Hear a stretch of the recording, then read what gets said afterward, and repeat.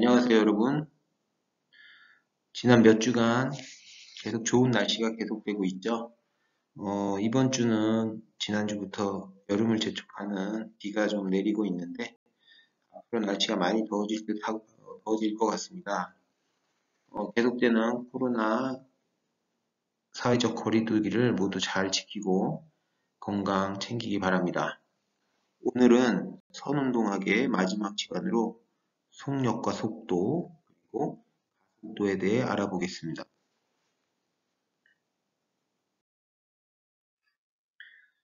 자, 여러분, 우리는 일상생활이나 운동 중에 항상 움직이죠? 운동이라는 것은 여러 동작도 있겠지만 가장 기본적으로는 이동을 한다는 것입니다. 달리기나 혹은 차를 타고 이동을 우리가 보통 하게 되죠. 이때 우리가 얼마나 빨리 움직였냐를 무엇으로 표현하죠? 네, 여러분들 이번 장에 보고 있는 속력과 속도라는 표현을 사용을 합니다. 하지만 속력과 속도를 흔히 같은 의미로 혼용하지만 두 단어는 아주 미묘한 차이가 있습니다. 속력을 여러분 영어로 스피드라고 하는데, 속력은 흔히 물체가 얼마나 빨리 이동하는가라는 크기에 국한하여 이야기를 합니다.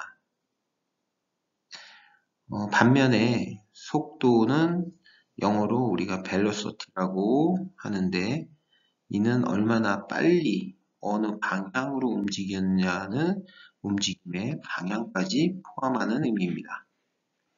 그래서 다시 정리하면 속도의 크기를 속력이라고 할 수 있습니다.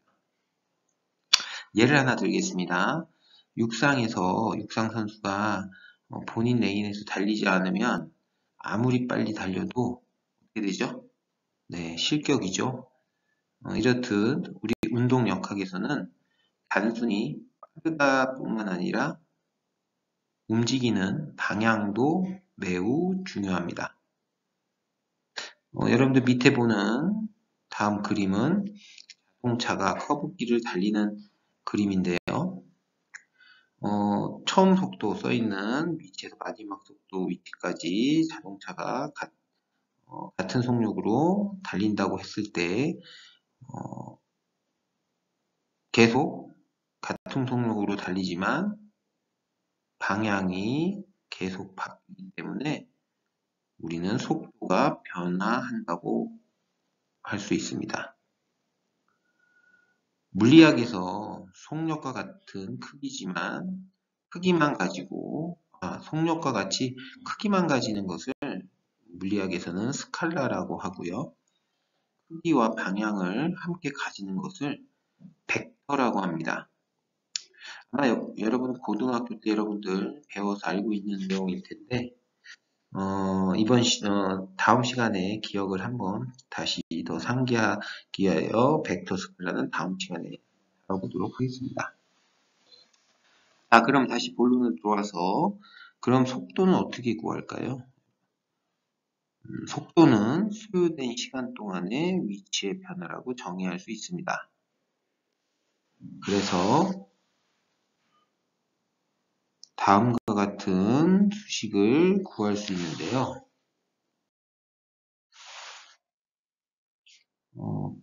앞 수업에서 시간과 변이에 대해서는 여러분들 공부 같이 했죠. 속도는 소요 시간에 대한 거리의 변위입니다. 그럼 다음 수식을 그럼 보면 ti 시간에서 시작해서 tf가 움직임이 끝나는 시간에 ti에서 위치를 처음 위치 ti 시간 tf의 마지막 위치 tf를 움직임 변이라고 했을 때 속도는 시간분의 변이로 구할 수 있습니다. 다시 한번 정리하면 여러분들 토요일 시간에 TF를 끝나는 움직임이 끝나는 시간을 TF, TI를 움직임이 시작하는 시간이라고 하면 전체 소요된 시간은 TF 빼기 TI. 변이는 XF를 움직임이 끝나는 지점, XI를 움직임이 시작되는 지점이었을 때 총 변이는 X는 XF 마이너스 XI라고 표현하고 평균 속도는 V 플러스 E는 TF 빼기 TI 시간의 차이죠. 분의 XF 빼기 변이죠.는 T분의 델타 X가 됩니다. 좀 쉽게 이해가 되죠? 네. 아래 그림은 아이스하키 퍽이 얼음 위에서 움직일 때 마찰력이 없는 상황에서 같은 속도로 움직이는 상황을 표현한 것입니다. 이것을 A 그림은 퍽의 움직임을 1차원으로 그림으로 나타낸 것이고요. 선으로. B 그림은 시간에 따라 퍽의 위치 변화를 그래프로 나타낸 것입니다. Y축이 T, 시간이죠. 미안합니다. X축이 T, 시간의 변화에 따른 Y, 위치의 변화. 그리고 C 그림은 퍽의 속도만 나타낸 것입니다. 속도의 변화입니다. 시간에 대한 속도의 변화. 같은 속도로 계속 움직인다고 했으니까 X축 T 시간이 변화에 따라서 속도의 변화는 없죠. 속도는 계속 유지적으로 라고 표현을 할 수가 있습니다. 앞에서는 같은 속도로 일정하게 움직이는 퍽을 예로 보았는데요. 사실 현실에서는 여러분 항상 같은 속도로 움직이는 경우가 거의 없고 물체의 속력과 방향이 계속 변하기 때문에 우리는 평균 속도를 구하게 됩니다. 그래서 다음 그림과 같이 불규칙적인 곡선을 그리는데 평균 속도는 처음과 마지막 시간의 위치를 연결한 선의 기울기라고 할 수가 있습니다. 자, 이해가 되시죠? X축은 T 시간의 변화, Y축은 위치의 변화죠. 그래서 시작과 끝에 점을 찍고 기울기가 평균 속도라고 할 수가 있습니다. 다음은 속도가 어떻게 변하는지 보여주는 얘기입니다. 그 전에 하나 참고할 것이 속도의 단위는 m/s 미터 퍼 세크를 주로 사용합니다. 표 3-1에 보면 평균 속도하고 가로 열고 미터 퍼 세크라고 돼 있죠. 예를 들어 100m를 10초에 달린다면 평균 속도는 얼마일까요? 네, 10m 세크입니다. 하지만 자동차나 투수가 던지는 공은 우리가 표현을 킬로미터 퍼 아워로 사용을 합니다. 왜일까요? 간단합니다. 속도가 너무 빠르기 때문에 미터 퍼 세크를 쓰면 숫자가 너무 커지겠죠. 그래서 1000분의 1로 줄여서 보기 좋게 하기 위해서 킬로미터 퍼 아워를 사용하는 겁니다. 자, 그럼 그림 자료를 보도록 하겠습니다. 그림은 우사인 볼트, 달리기 육상 선수 우사인 볼트와 아사파 파웰 선수의 100m 달리는 동안의 여러 가지 정보를 수집해 놓은 것입니다. 2008년 우사인 볼트 아사파 파웰 선수 시합 때 기록인데요. 구간별 속도를 그래프로 밑에 그림은 구간별 속도를 그래프로 나타낸 것입니다. 이 표로 우리는 무엇을 알 수 있을까요? 한번 알아봅시다. 우선 여러분들 평균 속도 우사인 볼트가 당연히 파웰보다 0.33m/s 빠른 것으로 우리가 알 수 있습니다. 하지만 더 자세히 한번 보면 재밌는 정보를 얻을 수 있습니다. 전체적인 속도는 출발해서 70m까지 두 선수 모두 증가하는 것을 볼 수가 있습니다. 그리고 이후에 70m 이후에 다시 감소하는 것이 있고 또 하나는 스타트에서 10m까지 초반 스타트죠. 10m까지는 파웰 선수가 우사인 볼트 선수보다 속도가 빠르게 나타납니다. 이후 30m 하지만 이후 20m부터 점차 우사인 볼트 선수가 속도가 빨라지면서 70m까지 계속 100m 마지막에 계속 빨라지죠.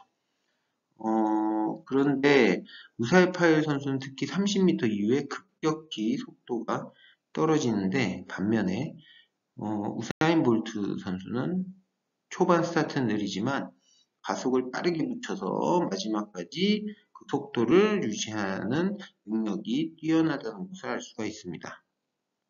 여러분들 밑에 그래프를 보면 더욱 차이가 잘 나타납니다. 거의 10초, 20초 구간까지는 10초 구간까지는 아사프 파웰이 빠르지만 그 이후로 우사인 볼트 선수가 속도 X축을 보면 속도가 이동거리에 따라서 파웰 선수보다 훨씬 빠른 것을 알 수 있고 마지막 부분에 감속하는 속도가 떨어지는 부분도 우사인 볼트 선수는 계속 빠른 속도를 유지하는 것을 볼 수가 있죠. 그럼 파웰 선수는 어떤 훈련을 더 해야 될까요?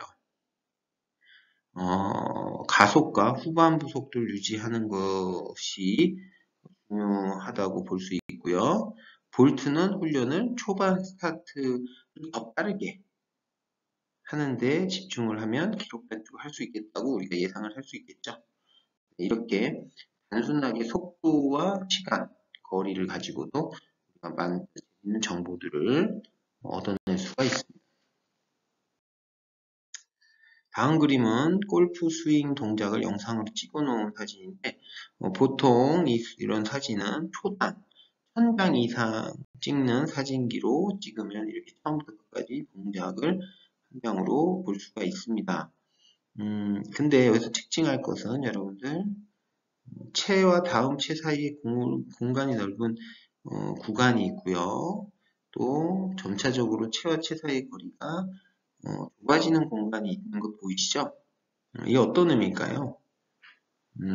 예, 속도가 빠르면 채와 채 사이가 같은 시간에 찍히는 사이에 사이 공간이 넓고요. 속도가 느리면 좁기 때문에 많이 치겠죠. 이렇게 골프 스윙 시에 채의 속도 변화를 통해서 스윙을 언제 빠르게 해야 되는지도 알 수가 있습니다. 앞에서 볼트와 여러분들 파웰의 달리기 속도를 분석하는 것과 같이 속도를 통해 움직임을 알아볼 때 평균 속도도 중요하지만 순간순간의 어느 시점의 속도를 알 필요도 있습니다.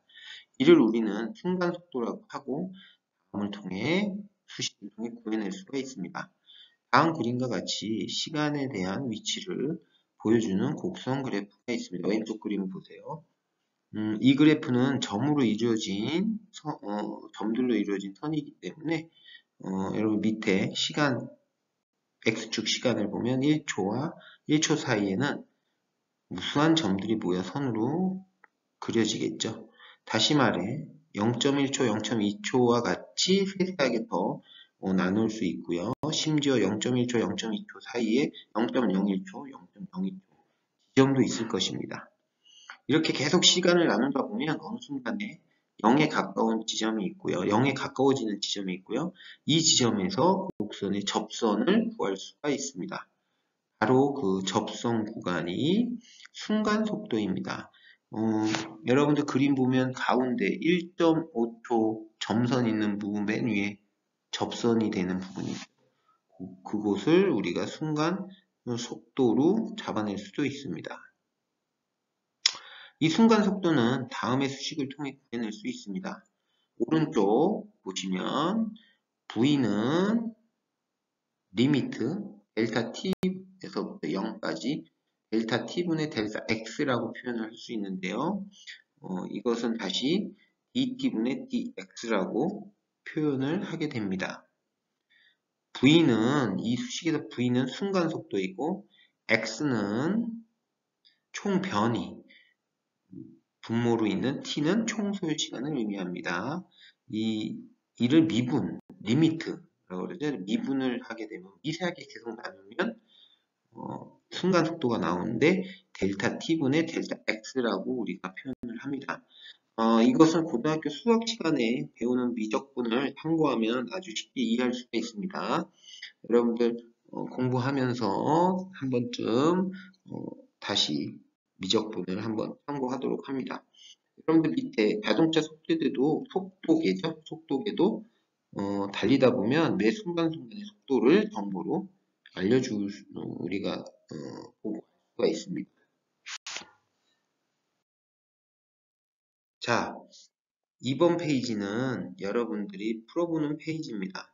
앞에 우사인 볼트의 기록표를 참고로 문제를 풀어보기 바랍니다. 예제 1번과 예제 2번을 풀어서 제출하면 되겠습니다. 적용 예제 1번 50m에서 90m까지 우사인 볼트의 평균 속도를 구하시오. 한번 풀어봅시다. 그리고 적용 예제 2번 2m/s의 평균 속력으로 조깅을 30분 동안 하게 되면 조깅한 거리는 얼마인가? 여러분들 잘 참고책을 찾아서 여러분들 잘 한번 풀어서 제출하면 되겠습니다. 그럼 잠깐 쉬고 다음 시차를 진행하도록 하겠습니다.